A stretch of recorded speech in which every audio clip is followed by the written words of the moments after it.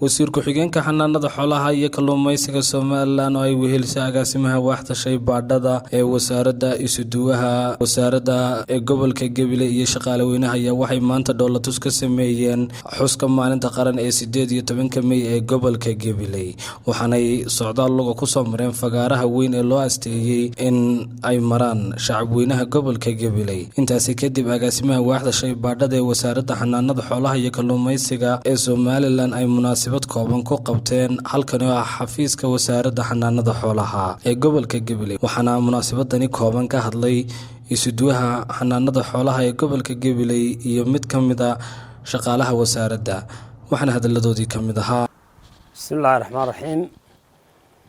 waxaan halkan ka hambalyeynaya qaranka Jamhuuriyadda Somaliland sanad guurada ka soo wareegtay madax bannaanida Jamhuuriyadda Somaliland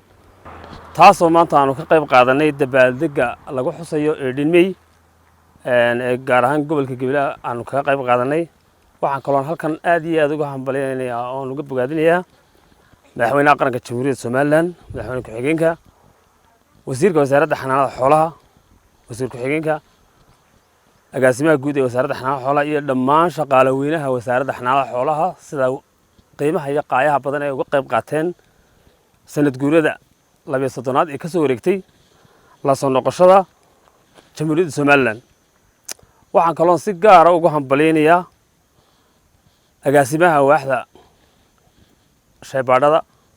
qaranka Jamhuuriyadda Somaliland ee wasaaradda xanaanada xoolaha iyo horumarinta kalluumaysiga iyo wafdiga ballaaran ee hogaaminaysay kaasoo nagala soo qayb galay May oo hogaaminayay maanta sidaan uga qayb qaadanay sanad guurada 12aad ka soo wareegtay taasoo halkan ay nagu soo boodeen maanta oo ay nagala qayb qaateen dabaaldegaas qaranka Jamhuuriyadda Somaliland oo ka dabaaldegayo waxaan kaloo maanta aad iyo aad ugu hambalyeynaya ciidamada qaranka Jamhuuriyadda Somaliland iyo guud ahaan qaranka Somaliland sida heeganka ee ay sida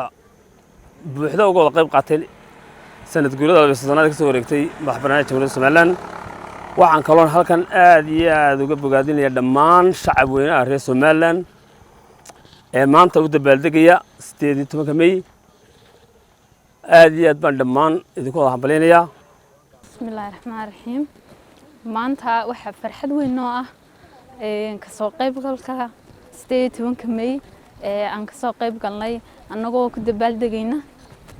Gabiley wasaaradda xanaanada xoolaha ee Gabiley agaasimaha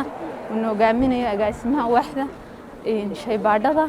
kaasaan kala dabaaldegnay